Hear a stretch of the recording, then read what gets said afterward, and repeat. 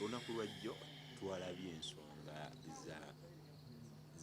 abantu abamu abazze nga balina beki gwe bakanye omulala ate gwotalabawo. Tandikirawo. Yes, abantu bazze eggulo nga ba claimingira Becky nga bagamba nti Becky mwana waabwe, Becky mwana wa in fact abaami abazze babadde bagamba nti Becky mwana wa muganda waabwe yafa mwaka last year mu August, so nga bagamba Becky yali mwana wa muganda waabwe. Badde balina proof esinga, tebalina ebifaananyi nga bo balina information gye balina about Becky which was okay, which was right. By the information gyonna gye bawadde about Becky yabadde ntuufu. Kyonna kye bagambye nti Becky ebifaananyi gye bajjeyo ne balaga ne information gye baŋŋambyeko about Becky nga ye story ebbanga lyemundabidde Becky yabadde aŋŋamba nga bikwatagana era nagenza waliwo attachment era enkwatagana yabadde waawo mu kusooka. Naye ne mbagamba nti well fine, omuntu ayinza okumalawo ensonga eno imama w'omwana. Ebiseera ebisinga ffenna tukimanyi ddala abasajja nti omukazi yagaba omwana. N'oba n'omwana omukazi nga wamuwasomola emyaka nga 5 asobola okujja n'agamba nti abaana b'olina bonna si babo, ba mwami oli aba bagabe. Tekitegeeza nti okuba n'omukazi n'ozaala n'omwana nga oli naye abaana baba babo. So ne mbagamba okay fine, kimwogedde ekituufu, naye waliwo ensonga eyazzeewaawo eyannyambye ate okumalawo akavuyo ako, kubanga nze for sure nali siriredde kubeera mu nkaayana za mwana nga amaze okufa. Tekimaking a sense okukaayanira kaŋŋamba omulambo oba mu lulimi olwangu kiba okukaayanira omulambo. Nze nali nnwanirira Becky kubeera nga mulamu. Singa nali saalwaniranga Becky kubanga afa, singa nali mulwanira kufa nti ntwale omulambo then nabadde namuleka dda n'afa alya, nali mulwanira Becky abeere mulamu awo naye abeerewo. So bo okujja nga bakaayana this last moment nti baagala nti ba Becky waabwe and all that, kunze tekikola makulu, tekikola mawulire. Nze nga tageti yange saawa eyo nti Becky angenzeeko mufiiriddwa awummula emirembe. Lodi yaba yagenze dda wantu tuba tulina mubiri.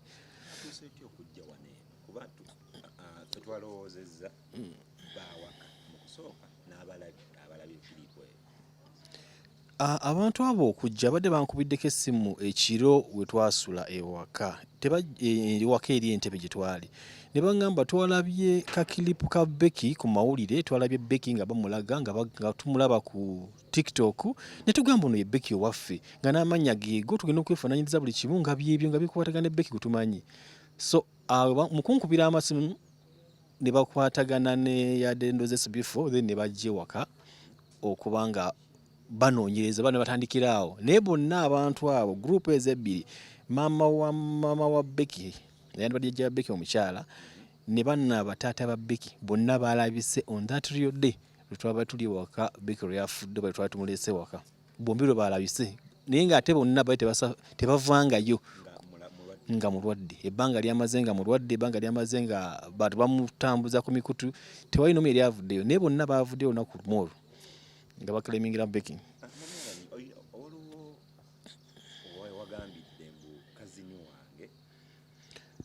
In fact kyabadde si cousin wange, cousin wa omukadde ono, lwakuba nti Oluganda manyi olukigambo cousin mu Luganda simanyi bwe bakiyigira, ndaba kikozesebwa nnyo mu gundi nnyingi. Naye yono omukyala gwe nabadde njogerako yabadde avuddewo by that time bali we bajjidde, ng'omukyala ono amanyi yali abeera mu Lugonjo. Oli omukyala omukadde yazze nga claiminga nti mama wa Becky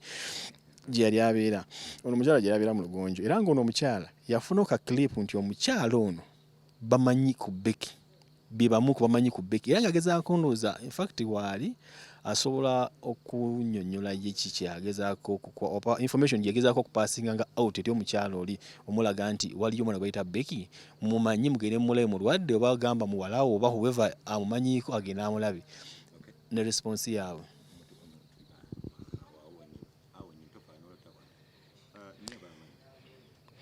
amanya Kansiime Edith. Nze nali ndi awe nga omukyala eyalonda Becky cousin sister kati nga ngamba nti nalonze omwana bansindikidde omwana nga nendoozo bawa mutabanyi wange kati nankubira essimu nangamba nti omwana ayogedde amanya omwana ayogedde nti bamuyita Becky kati mu kitundu mwe nali omwana onyo kazini jjajja Becky ali abaddewo nga jjajjawe gwayogerako yono Becky gwayita jjajja eyafukagamba gwe basindikira omwana so yono gwayogerako gwagamba kati najja ntegeeza nti mumanyi nti ndi eno bansindikira omwana mulwadde muyi nnyo ne mugamba nti omwana bamusindika batya yavaawa kati nali mu kitundu omwo mwendi nga nina abenjogera nabo twaliwo omwana gwe basindika ye Becky akaana kali awo ate akaana ngenda okunoonyereza kwogera mbu kaava eno ntebe manya mu lugonjo biki nengamba akaana kaava saidi ki kati abantu be nalimu twaga akaana ka Becky ko kaana kyako nangamba omwana jjajjawe manya bakola masigiri biki kati ngenda okunoonyeza ngo omukyala nkoze eki mumanyi kati oli nangamba nti oyo omukyala ngenda okunoonyeza nga bangamba oyo omukyala yazaala oyo omukyala maama Becky kati ono omukyala ankubira ono kazini wange ankubira nti owaayo manyi omwana obulwadde tubadde buhinga naye obulwadde buganye naye obulwadde mu kugaana kwabwo batusindise wa Mulagwe kati ne mugamba naye nga nanoonyereza nempulira mbu omwana ono alina jjajja we eno mu lugonjo naye maama we simulaba naye nga jjajja we ali mu lugonjo azaala maama we nangamba noonyerezaako okola eki obagambe kubanza omwana bamusindikira nalaba mwana ngenza okubira abaana bange bemanyi ne bagamba mwana tebakoze eki tebamumanyi nenzo bwasindika ne ndooza mwana mutabanyi wange naye omwana mulwadde muye omwana ali bubi kati nga ngendewo oyo omukyala ne mugamba nyabo tulina omwana gwe baleese mu ddwaliro omumanyi oyo omukyala yennyini jjajjawo oyo omwana azaala maama we ne mugamba omwana gwe batusindisa omwana gwe basindika amanya ne baweereza biki olina kyomanyi kyonna nangamba mwana bamuyita Becky omumanyi nti Becky mumanyi wa muwala wange ne mugamba omwana yali mu ddwaliro e Mulago naye nga bamulese embeera si nnungi kale alina ku oxygen omukyala nangamba ali ku oxygen ne mugamba badde njagadde kikugamba oba oyagala tugendeyo tusobola genda ki ababiri ne tulaba ku mwana oyo nangamba yinze kale tugende ddi ne mugamba tujja genda ku Lwokuna kati bwetuuka Olwokuna nga amulumba mugamba nyabo kati omwaka ogwo we yatandikira okulwala eno bamutwale malwaliro geno bigaane balyoke bamuleete Mulago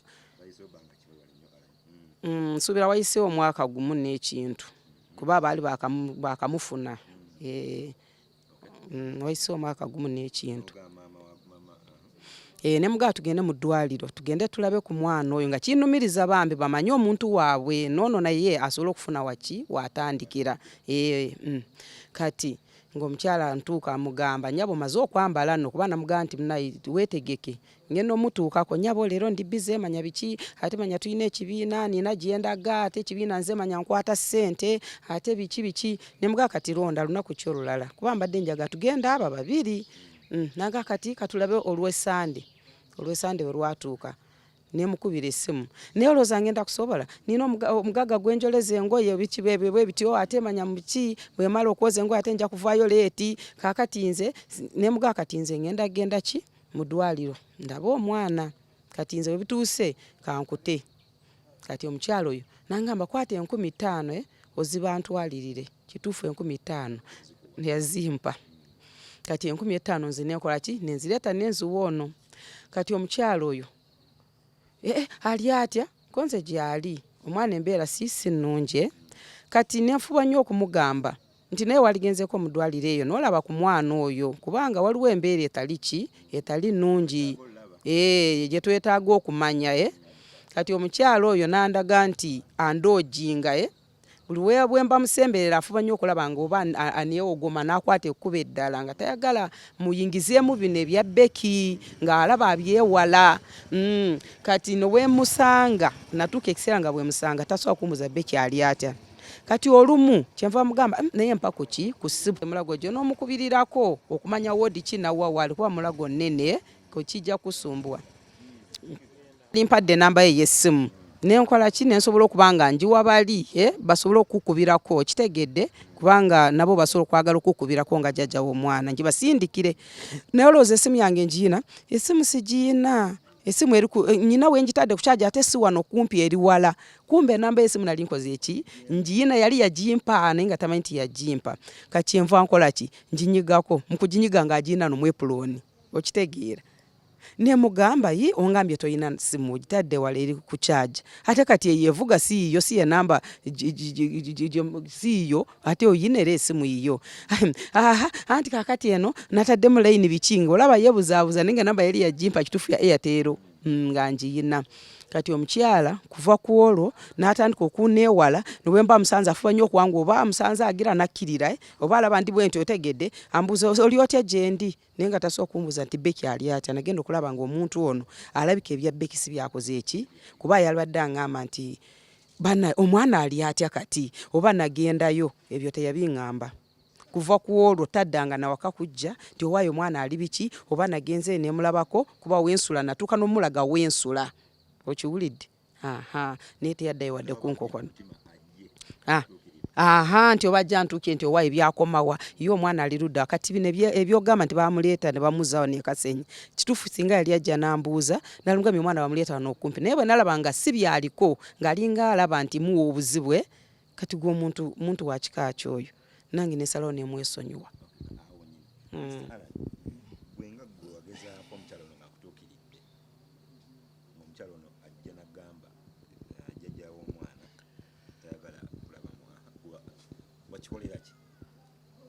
amazima gali nti waliwo embeera ezimu nze zesaagala nnyo kumalirako obudde bwange sayamba Becky oba saagenda mulamu bwa Becky kubanga Becky yali mwana waani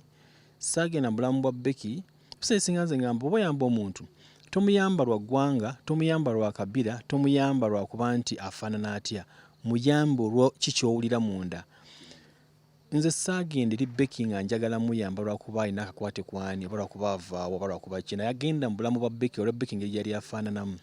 abantu abasinga abali ebweru yabadde bayamba Becky tebali tebamuyamba Becky nti bamumanyi abangi bankubidde amasimu nga bakaaba naye baŋŋambye ffe ne Becky tumumanyi tumende bimukwatako naye Becky abadde atukwatako nga ffe ng'atule n'akano ke tulina tusobola okukawaayo eri Becky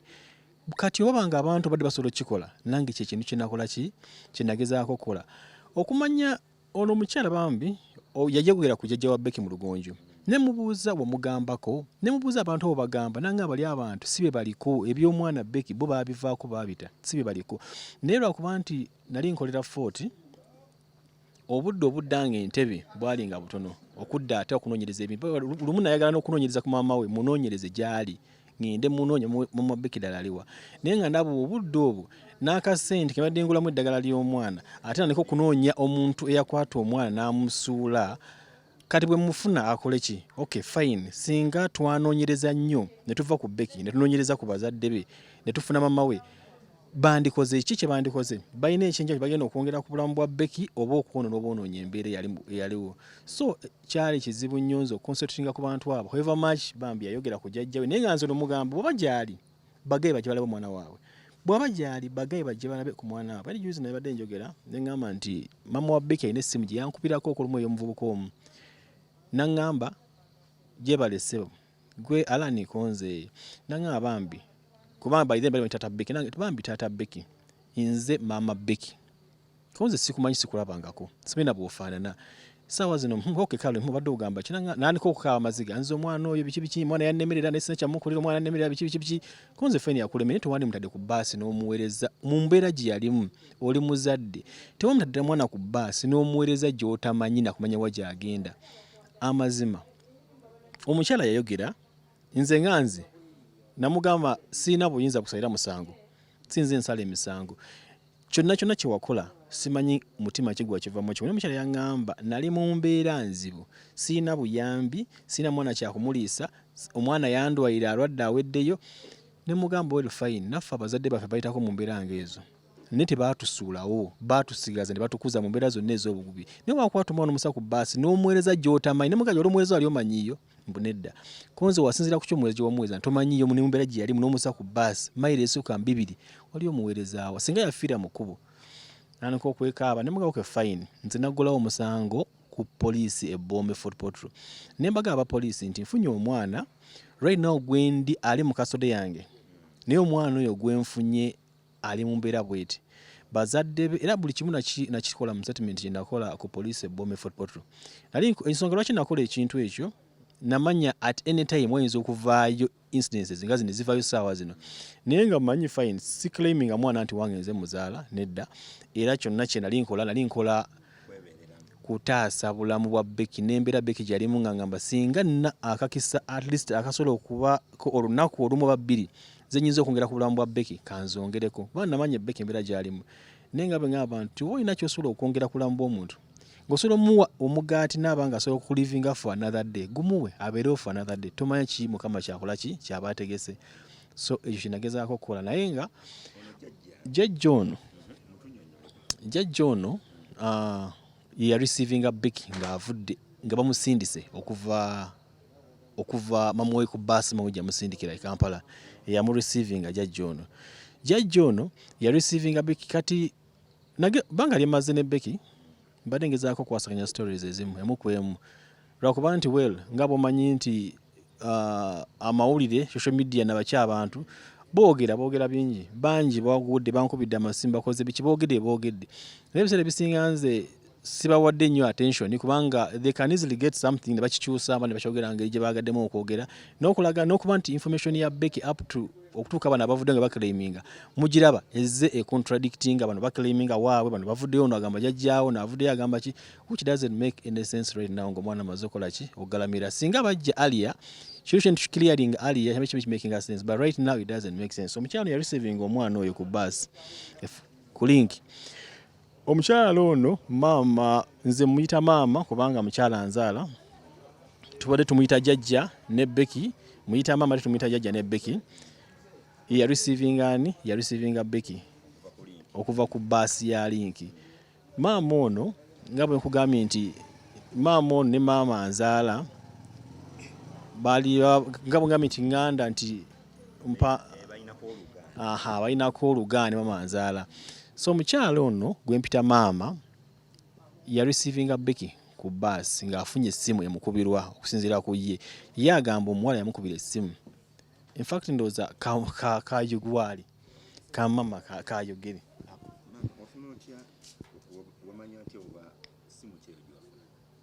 nafuna ssimu ya mukyala eyakuba essimu n'agamba maama muli mutiyo nti gye tuli essimu sigimanyi era sagingiza na mutwe gwange ne ngamba gwani nti nze maama Becky oli luddawa ndi Ntebe oli Ntebe nti naye Ntebe ngenze kyanzanga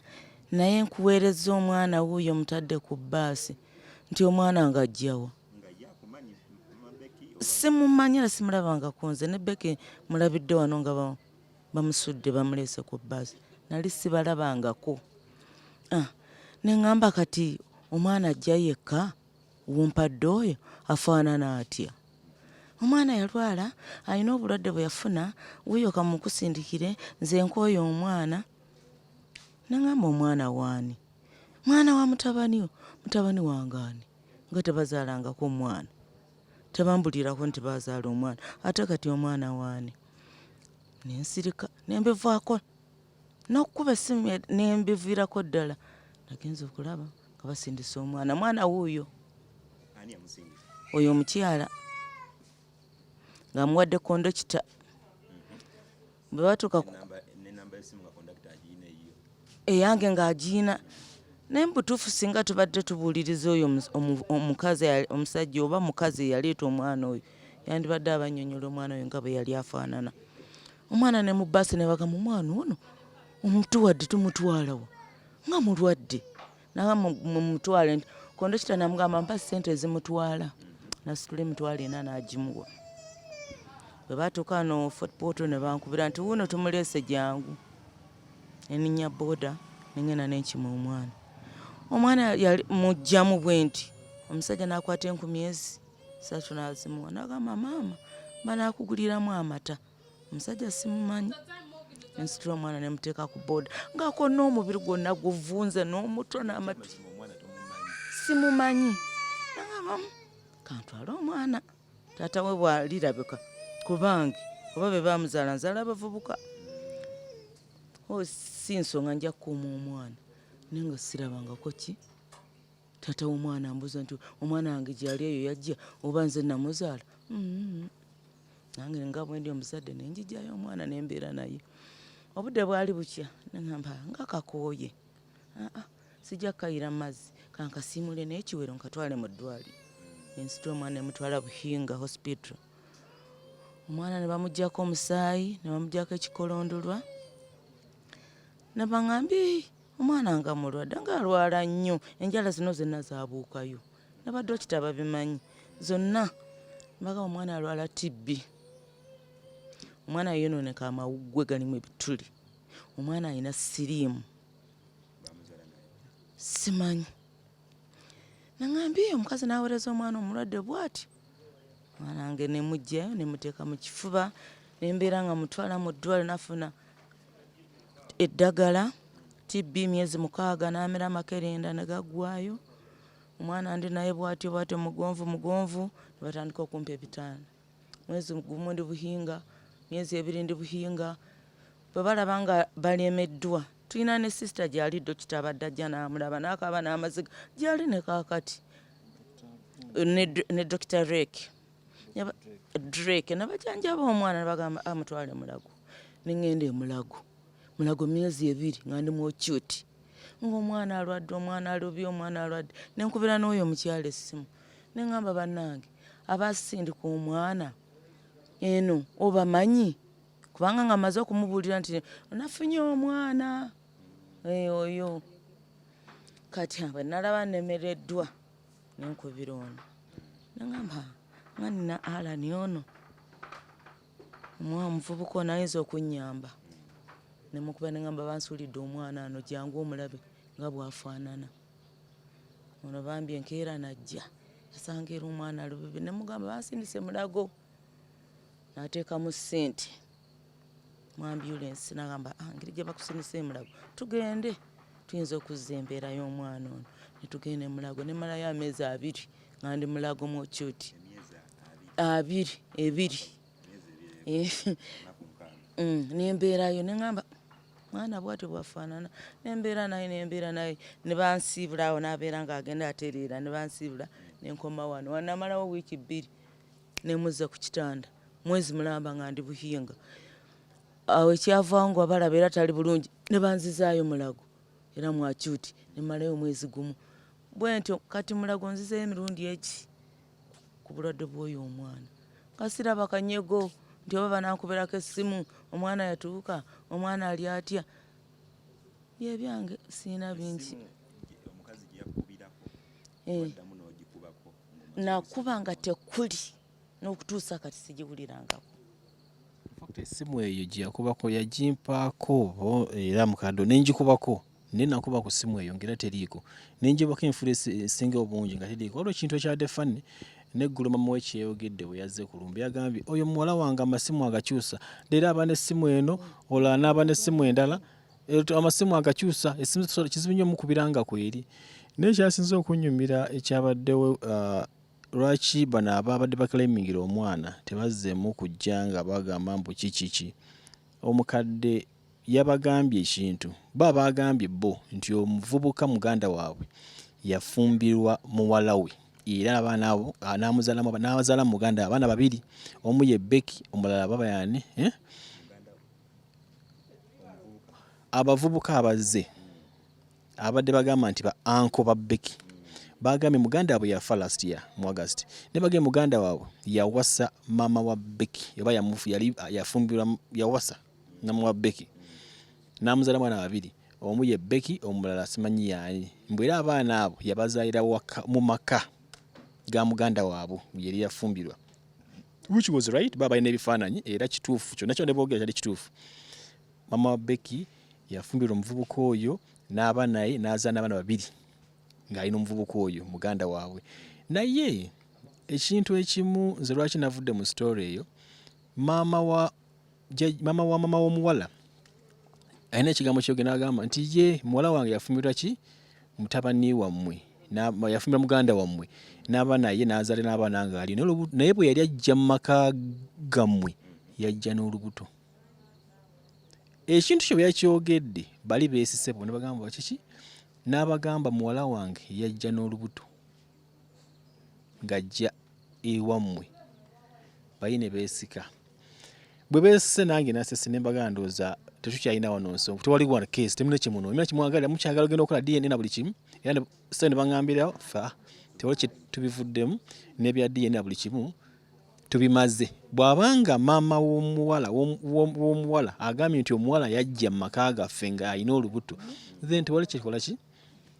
tewali kye tutaga kumanya. So kati ndowooza nange ne bagamba kati kye tunoonya. So Becky yonna gy'agwa, oba agwa mu batabani ba mukadde ono oba agwawa, kyali at that moment kyendadde njagala okiriyalinga nti Becky tetugenda kuba na nkayana nga tumuwummuza, tugenda muwummuza mirembe nga tewali nkayana nti simanyi taziikibwe ntaziikibwe eno, kawummule wano.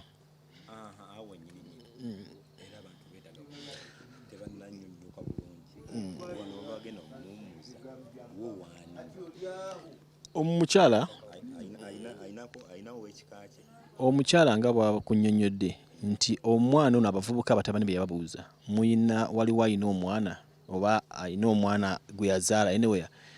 baana balenzi nga buli omu agamba mbwa alina abaana balenzi, omu agamba nti nze sirina mwana, nze sirinayo mwana eyo. Naye kati right now kyetugamba nti Becky, nali nkugambyeko wano nti badde processing ya kuadoptinga Becky, nina case file ginagulawo like mwaka gumu n'ekintu mapegako ebuhinga. Nali njagala Becky oyo abeere wange, naye mbadde sinatuuka process eyo emaliriza bintu byonna ebyo. Naye Becky olw'okuba nti aludde mu mikono gino, tetuyinza gamba nti agenda kuziikibwa tumutwale tumuziike mu bazita mochare mulimbo, tumutwale tumuziike mu limbo, nedda. Alina okugalamizibwa mu maka. Kati gabadde amanyi bwaka babadde amanyi nti wano wembadde mbeera, wembadde ndi, wembadde nkola kisinga mbadde nti namaliriza empapula z'okwadoptinga Becky, mbadde nja mutwale wange muziike wange, baba yandifuuse mwana wange. Kati azze wa mukyalo ono gwabadde amanyi nga jjajjaawe, era gwe tusuubira nti osanga bavubuka be mwe muli yaki abadde mutabani we, which is okay, ne right now which doesn't make any sense, ekisuubirwa. Kubanga kati okufuna proof twalina okufuna batabani be ne tubukola DNA, okufuna wano tufuna mutabani we ne tukola DNA tumanya nti yes kituufu Becky gana mpaka kola ki, ate nga tekya making sense right now, tekikyalina mugaso. Nga tumaliriza olunaku lw'ejjo ne tulaba interview omukadde omu ng'agamba jjajjawo omwana ng'ate naye agamba ate yamulonda ku bbaasi. Jjajjawo omusajja, jjajja wani? Jjajja omusajja yagambye atya? Yagambye mbu yalonda omwana ku bbaasi.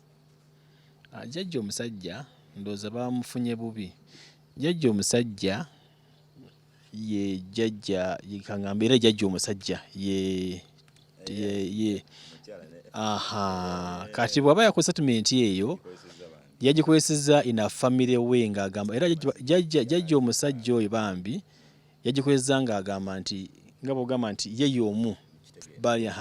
ifa jjajja omusajja oyo bambi anjagala nnyo, ampita na mutabani we era bambi anenyumirizaamu nnyo kubanga twafuuka family, ampita mutabani wange gamba ono mutabani we babirage mutabani we. Kati omuntu bw'ojja n'akugamba ono mutabani wange omukulu ono mumulaba naawe ogamba bambi yamuzaaya ddala. So bambi bw'abanga yakoze settlement eyo yagikoze tebagikootinga bubi. Okay, nga tusembye akantu akagamba bonna bakanye omugenzi tebikyagasa tuleko omwana omulembere. Ndowooza era kyekisinga right now obukulu kubanga byonna bye tuddamu ebyokkaana n'okusuka omuguwa tuli mu mbeera ya nnaku, mbeera ya kunyolwa. Si kiwa nti n'omugenzi waali aba in fact kyandibadde kya nnaku singa Becky abaddewo nalaba nga tumukaayanira ku biki byayiseemu. Si kiwa nti kyandimusanyusizza kubanga alina embeera gye yayitamu gy'abadde nga ajjanyumiza eri bazadde baabo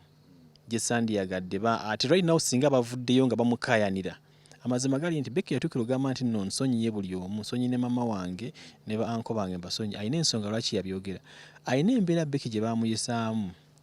Becky yaŋŋamba bankubisanga waya eya black ey'amasannyalaze. Becky yaŋŋamba bamukwatako ne bamukwata emikono n'amagulu.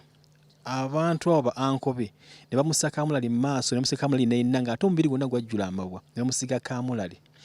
Becky baamusindikanga kukima amazzi saa 3 ez'ekiro ku luzzi mu kibira n'asanga ng'ebintu n'akolanga ki naye yali ku Katonda yamukuumanga. Becky baamusiibyanga ewaka ng'akola emirimu mu nnyumba nga talina kyakulya mu myaka emito. N'akola emirimu gy'omu nnyumba n'agendanga mu baneiba nga gyafunanga okwenda kumu mu nnyumba n'agenda n'amuleka ewaka n'amusanga alidde mu baneiba n'amuko. Ayina life gye mbadde sharinga nabadde nga kugamba ekwasa ennaku naye nga Becky life yabadde nga aginyumya n'empuya nange ennaku wano tubeeredde naye abadde ayogera ng'anyumya. Becky muntu ye abadde ayogera niwatugira ofa Becky ng'ayogera ye okwogera kuyimba kola ki ng'ayagala nnyo abantu abalaba video bwa Becky badde mumulaba nga ne wabadde nga mugonvu naye nga ye akulaga nti eddoboozi lye liyitamu nnyo ayagala nnyo okwo nanyuma ekyo nanyuma kiri ng'ayogera nnyo pano mwana ng'ayogera nnyo bane akana lwaki mukalikane kawumunga nga koogera nnyo ate nga kalwadde but that was her nga tolina bwosobola kimujjamu. So right now bino ebyokkaayana nti simanyi Becky mwana waani simanyi biki Becky awumudde mukwano gw'abangi tube tumwagala nnyo tugenda musubwa nze by the up to now muli na feeling egamba nti ngeri gy'abadde asabamu n'engeri gy'addakkirizamu Katonda ndowooza agenda kumuzikusa agenda tannafa sinaba kitwala muli nti Becky awumudde na feeling nti Becky aleka tannaba kufa bangeri Becky gy'abadde asaba gy'addakkirizamu Katonda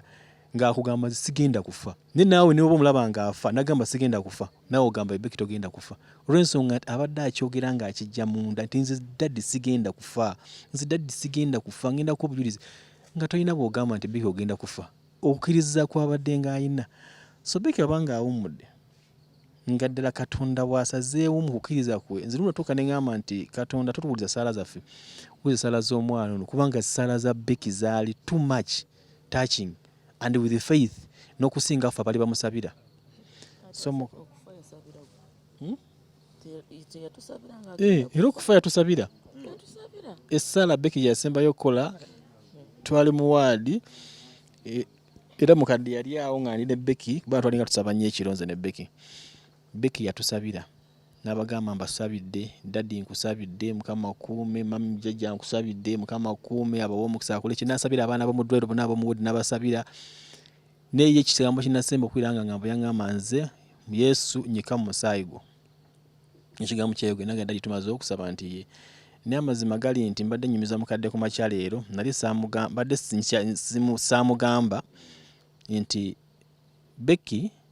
essaawa ez'ekiro ezo ennya zaali ssaawa nnyaawo n'ekintu tetunaba kusaba nakubira omusawo ne mugamba Becky nga nnyogoga omubiri ate akaaba ebbugumu munda agamba ebbugumu lingi naye omubiri nga gunnyogoga. Omusawo yina ekigambo ng'omubiri gunnyogoga naye ng'ate akaaba ebbugumu bane munaazeeko nakubira omusawo essimu musawo wange badde nga following up ne Becky n'aŋŋamba nti omwana oyo ng'alabika obulamu talina amazima. Mukadde saamugamba mukadde bwe twali mu ddwaliro mukadde bwe tubadde nga mu ddwaliro bambi mukadde ono simanyi era tubali tulwana ku makya n'aŋŋamba nti Alan munnange nkusabidde Becky afudde tonkyawanga jangu ng'ondabengako yitangako wano kimanyi Becky afudde naye nkusaba Alan sigala ng'ojja tobula ne mugamba mukadde sigenda kubula Becky si yekka yadde atugatta katwafuuse ba family akiŋŋambye kati ku makya bambi wano n'aŋŋamba munne nkusaba komangawo wano ewaka tonkyawanga. Mukadde ono bannange simanyi naye ebintu byayiseemu amazima nze ndi musajja mbadde nga nnoonya 10 maze emyezi 4 ku mulimu badde nkwera nga sikyakola nasaba unpaid leave olwo Becky nga siyasobola kubeera ku omulimu era waliwo wayaŋŋambye eggulo nti ala notuka n'okuluzinga omulimu olw'omwana era amala naafa n'omulimu gwe gwaggwa olumu mukadde ono yaŋŋamba nanga ne Becky tewandifudde daddi n'omulimu n'agufiira kyakola lwakubanga ggwe daddi waasiiba ntakola lwakubanga ggwe Becky wandibaddewo n'obeerawo naye ne mukadde ono banne Mukama simanyi ne Mukama asasula maama mukama ajja kusasula. Nkimanyi byonna byoyiseemu webase mukanda nange bakankuse minti nze nga nnoonya 10 nga nnoonya ezedde nga nnoonya ezakine mukadde ono nga yebaka ku seminti nsebe maki mbadde mbeerangawo nga ndaga Becky omukwano ne seminti teyebakikako kumala emyaka 2 nga yebakanga ku seminti ze mugamba ni mwene mukadde seminti ono gwebakako buli kiro nga mukwatibwa ennaku naye nga sente kyakikolera nina okugenda nnoonye sente nina family yange nina okwasaganya ate nga yalina okusigala ku seminti oyo amwebakinga ku buli lunaku buli kiro najja nanyumizanga embeera gye bayiseemu ekiro embeera gye bayiseemu maama Katonda ajja kusasula nkimanyi byonna byoyiseemu Katonda ajja kusasula ekyo nkimanyi era kyo ndi sure Katonda ajja kusasula olwekyo.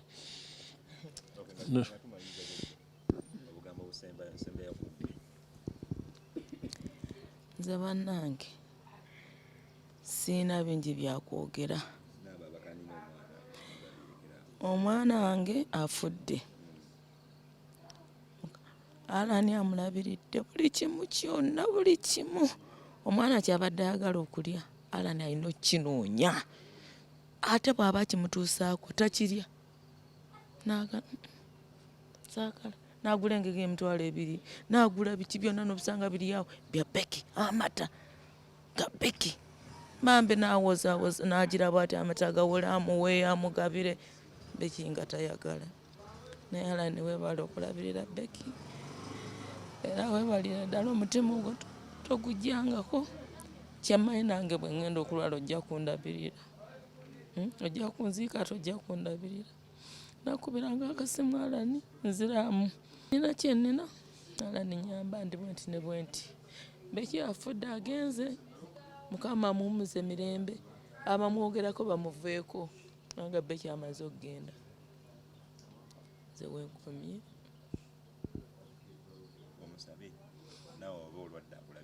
andabirire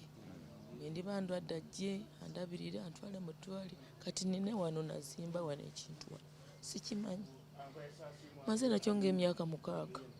naye kati obugumba eno munda butandise okunnuma obugumba butandise okunnuma eno bwe nkutama bunnuma